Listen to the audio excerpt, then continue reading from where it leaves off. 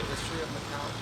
I am right now in what is probably one of the places where I don't think a lot of people know that there are military installations from the 20th century. I am right now very close here to the Chinese cemetery in Taipa, very close to the Amizad Bridge, the Yao Yi, and I have behind me some of the artillery pillboxes that were built in the 1950s. Now, if you look at any publication that exists about the military history of Macau, there's absolutely no references, no written references in the history books. However, if you go and try and find at the right places, you will find information about these military installations here in Taipa. Now, we're going to have a closer look at these pillboxes, try to explain a little bit what they're about, where they are, but also give you insight of an interview with one of the engineers that built these pillboxes.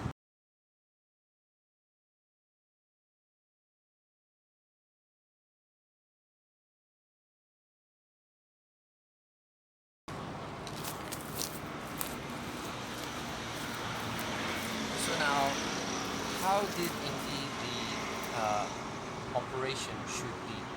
As explained to me in an interview by General Guia, who was at the time young engineer, military engineer.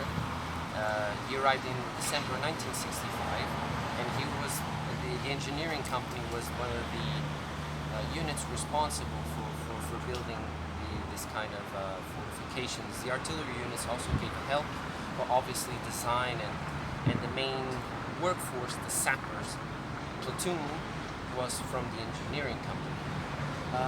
He explained to me that the bunkers themselves, unlike in the Guia Hill, where the howitzers would always remain in the fortification inside in this case, in the gun emplacement that has an overhead protection. That was the idea there. Here in Taipa,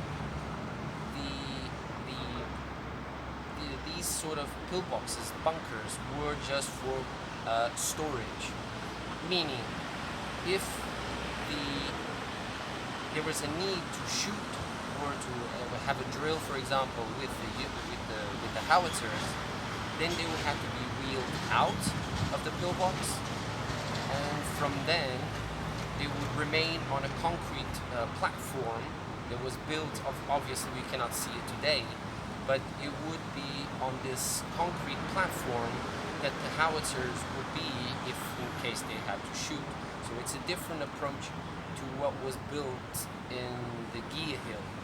However, as this was the whole idea, theoretical idea, because also engineer Guia told me that he doesn't recall in those 2 years that he was in Macau from 1956, 1957, all of these years, 56, 57, he doesn't recall a single time that these howitzers had to shoot. The unit was here, but you could say it was more of a backup for the artillery units in the Guia Hill. So there wasn't as shooting per se, even for drills at the time, from what he recalls. However, there could have been some exercises, definitely some exercises, maybe he just doesn't recall them in specific. But it's a different approach from what was built in the Guia.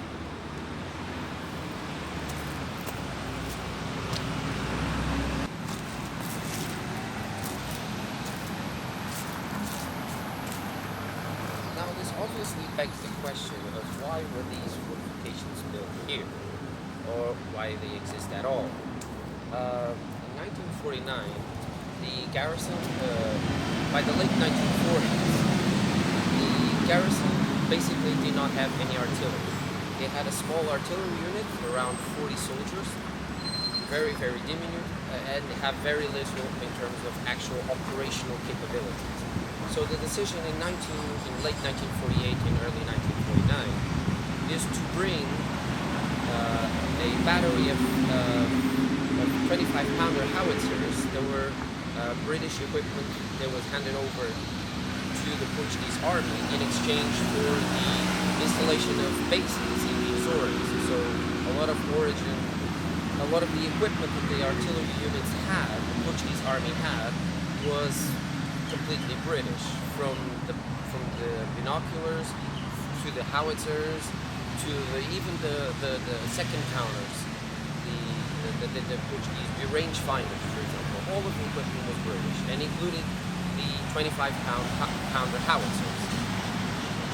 The decision was made that in early 1949 to bring one battery to Macau to replace that basically non-existent other artillery and very obsolete artillery pieces that were here in Macau. In 1950, so one battery would have 4 howitzers. This was September 1949 that they arrived. In 1951, the decision was made to bring a second additional howitzer battery to Macau, a 25-pounder howitzer battery to Macau. And for a long time, one of the batteries, the decision was made that we're talking about the early 1950s, from 1951 to 1955. This is the time frame we are talking about. One of the howitzer batteries was permanently positioned in the top of the Guia hill in the artillery fortifications that exist there. However, one of the others was to remain mobile, as these 25-pounder howitzers have wheels and they can be mobile at a moment's notice. So, but this was the decisions from that period, from 1951 to 1955. In 1955, a different decision was made. It was decided, and this was decided by the commander at the time, Colonel Rui Pereira da Cunha. He made the decision that there has to be a different approach to it. And given how exposed the Macau Peninsula is to the surrounding terrain, that is, if you have Chinese units from the PLA in neighboring islands, you can very easily deactivate Portuguese artillery units inside Macau. So the decision, his idea was to then create a different position for artillery units, in this case for one of the batteries. While one battery would remain in Guia, the other one would be moved to Taipa. And of course they made studies, etc., of where to put it. And this place, right where we are, is classified as good, but not, it's the best, but isn't good. So it's the best that they can find. It still has a lot of blind spots. From here we cannot see Koloan. Also the Siu Tamsan, the Taipa Pac On, the small Taipa over there also blocks some view into the west side. So it doesn't have a perfect range. However, the objective of this position was to have a clear view over the Macau Peninsula, and in turn to protect whatever could be seen from the Chinese side, from that side into the Macau Peninsula, and so have a battery that was further away from any sort of potential, we could say, artillery shells from the PLA. So more or less this is the idea behind why these were built here.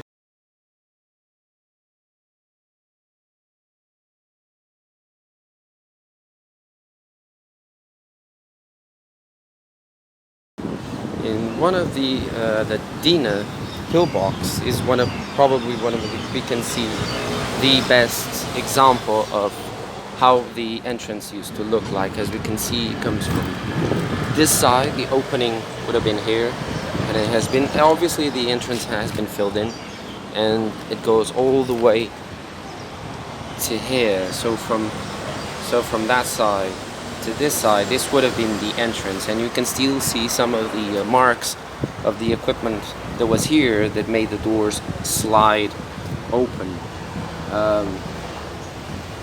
Is probably one of the few pillboxes that we can still see that kind of detail, but obviously they are now at a lower level than the current pavement is, so most of it has been, the entrances has been blocked. On this side of the Carmo pillbox, you can still see the pillbox is here, so the concrete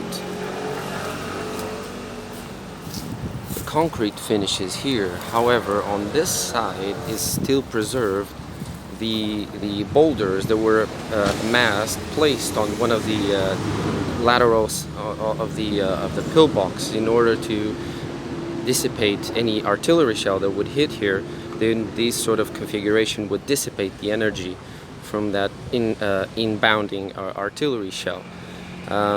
It's one of the, also, while that pillbox has been more or less that kind of structure doesn't exist anymore. This pillbox, the Carmo, so the third one counting from the left, the Carmo still preserves this sort of original configuration to protect one of the sides of the pillbox. In between, so just now we were on that side, the Carmo pillbox, between Bella and Carmo, we have the also, of course, it's at a lower level than the pavement it is, so most of it is underground, but we can still see part of the concrete structure of the transmissions and the command post center that used to be here at a lower level. If we take a sneak peek from here, from one of the sides of the command post, we can see that it is through that side, under this wall, so the walls of this pillbox and of the guardhouse, the command post, etc. It's 60 centimeters thick of reinforced concrete. So from this point until this point is 60 centimeters, and under there we can see that it's hollow. If I could focus a little bit better on underground, it is hollow inside. So the interior there would have been the command post. So between this pillbox and that pillbox.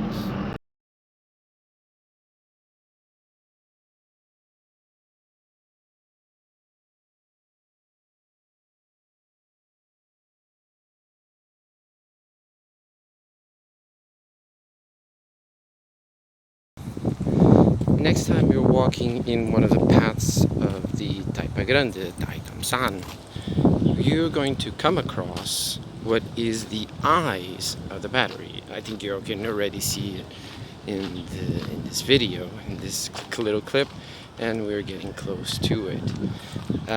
So this was built as the eyes of the battery. Originally, the idea was to have the pre-existing observation post that exists on the highest point of Taipa to serve that as the eyes of the battery. However, that around more or less in late 1955, when the battery was being built on the bottom of the because as we can see it's more or less in that direction at the bottom of this hill, so without a great vantage point from where to look at. So in a high point facing, so we can see the sorry for the clumsy video, so we have the observation post here and is facing that way, which is the Don Juan or Siwankam Island. So it's more or less on that direction that is facing. Taiwankam is that way, Wan Chai is on that side. The Taipa village, for example, is more or less in this area here, at the bottom of the hill in this direction. So we can see that the main focus, of course, was to focus on the PLA units or any other unit that could be positioned in the Siwankam, in the west side, at the west side of Macau, in the islands west of Macau. So It's a very simple construction. Is more or less just like the other construction observation posts, as the idea is to have the structure almost entirely underground, even including even has the resemblances of the old trench that used to go into the inside. And most of the structure is underground, has previously explained, and that was the idea. Let me just go through here. So it would have been, obviously, the passage of time has eroded the banks of the trench. Closer to the, we can still see the bank on this side and the bank on this side. But more or less, it's supposed to be underground structure. As we can see, the more or less the embankment has started to being eroded and starting to occupy parts of the entry in the observation post. So here we are. Unfortunately, as we can see, water does accumulate. Water starts to come down. Obviously, it is not original. I mean, the engineering company went to great lengths to maintain the conditions inside. But of course, this has been abandoned. So you can see the water does accumulate. Unfortunately, accumulates here, and there's a few bits of rubbish lying around. But it's more or less a very type of very simple structure. I just caught a mosquito. So it's very much a rudimentary. So the observation post itself is there. So with the two entrances, where you can see outside. But this would have been the radio desk, with a chair, etc. Because it would always be two men at all times, at least during the day. During the day, it would have been always manned by two men. You can see. And of course, we don't have the same view as before. Of course, the time has passed. Nature reclaims its place. Let me just get a panoramic view. And so technically, these entrances that we can see, these are the eyes of the battery, of the Pac On artillery battery.